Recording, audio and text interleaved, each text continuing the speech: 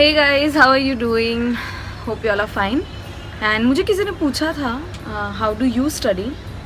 So here's an answer to that. But it's just an example कि कल आज का जो मेरा पेपर है that's on Hindi and Dinkar ji की रश्मि रथी करके एक बुक है which is entire poetry form में from Karn's perspective. तो इसमें मैम ने कहा था कि कोटेशंस याद रखना बहुत ज़रूरी है चैप्टर में से, लेकिन कभी कभी वो हमें शब्द मुश्किल लगते हैं, इसलिए उसको याद रखना थोड़ा मुश्किल मुझे लग रहा था कि मैं नहीं याद कर पाऊँगी।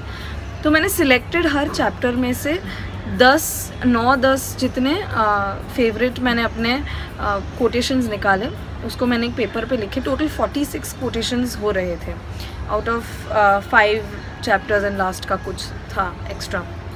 सो 46 कोटेशंस मुझे याद रखने थे। तो मुझे लग रहा था कि ये काइंड ऑफ इम्पॉसिबल टास्क है, लेकिन कल जब रात को मैंने सबसे पहले लिखा उसे, मैं उसे 10-15 बार उसको बोलती गई, रिकॉर्ड करती गई, और कभी भी नहाते वक्त या नीचे उतरते, ऊपर चढ़ते या बिल्डिंग में अगर राउंड मारने गए तभी मैं उसको ईयरफोन्स में डाल के सुनती थी उन चीज़ों को। कुछ चीज़ों को गाना बनाकर उसको याद रखा था, जैसे तन से समर शूर, मन से भावुक, स्वभाव से दानी।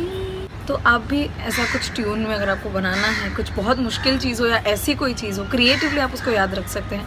और अगर आप कहते हैं कि मुझे म्यूज़िकल सेंस नहीं है, मैं बहुत बुरा गाता हूँ, तो बेहतर है कि आप जैसा गाते हो आपको बेहतर याद रहेगा। You know, the funnier you sing the better it is. So शायद मैंने मैक्सिमम 1 घंटा दिया होगा उस चीज़ को रिकॉर्ड करने में और सुनने में, और रात को भी कुछ शॉर्ट फॉर्म्स जैसा बनाया था।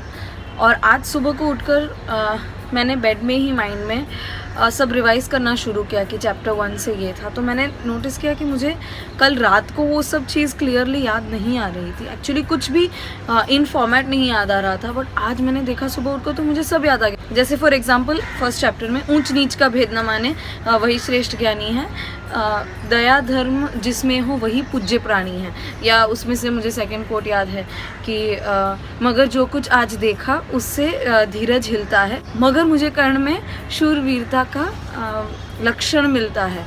या दूसरा जो कोट्स है उसमें से कुंती ने केवल जन्म दिया, राधा ने माँ का कर्म किया, तन से समरशूर, मन से भावुक, स्वभाव से दानी, जाति गोत्र का नहीं, शील पौरुष का अभिमानी। ऐसे बहुत सारे जब मैंने चैप्टर वाइज रिवाइज किए कोट्स की, ओके फर्स्ट चैप्टर में से इतने थे, सेकंड में से इतने थे, थर्ड में से इतने थे, मैंने नोटिस किया कि मुझे सब एक के बाद एक सभी याद थे। शायद 1 या 2 मुझे देखने पड़ेंगे। So yeah that is what the power of your brain is. हाँ, the only thing is that you need to believe in it. आपको अगर विश्वास नहीं होगा, क्योंकि कल रात को मैंने सिर्फ उसको 10 बार शायद बोला होगा या सुना होगा बार, एंड तभी वो स्ट्रक्चर नहीं था, वो मेरे माइंड में आ नहीं रहा था। एंड आज सुबह उठकर देखा तो मुझे सब कुछ याद था, ऑल ऑफ दोज 46 स्टेटमेंट्स। सो जो मुझे पहले इम्पॉसिबल लग रहे थे। सो या believe in your self, it really makes a difference. बहुत लोगों को कहा जाता है ना, कि आपने शायद देखा होगा वीडियोस में, कि बहुत लोगों को पूछते हैं कि if you have faith in God, आपको हम तलवार मारेंगे तो आपका पैर कटेगा नहीं। और लिटरली जब उनको तलवार मारते हैं उनका पैर कटता नहीं। सो what the brain does we still don't know, but the brain listens to whatever you say. अगर आप मिरर में देख के खुद को बोलेंगे कि आई हेट माई सेल्फ, आपका माइंड बिलीव करेगा कि okay I hate myself, और उसकी वजह से क्या होता है कि you actually start hating yourself and you start getting into a low self esteem and all of that. So whatever you tell your mind, if you tell your mind कि oh this, ये मैं कर सकता हूँ, मेरे पास भी वही brain है जो आपके पास है, और एक IITN जो टॉप मोस्ट आता है पूरे इंडिया में फर्स्ट आता है, उसके पास भी वही ब्रेन है जो हमारे पास है, लेकिन हम उसे यूज़ किस तरह करते हैं, that really makes a difference. So yeah I hope that this helps you guys, and believe in yourself. एंड कितना भी याद रखना हो, it's not a big deal, it just happens, it just goes with the flow. So yeah, all the best and stay connected.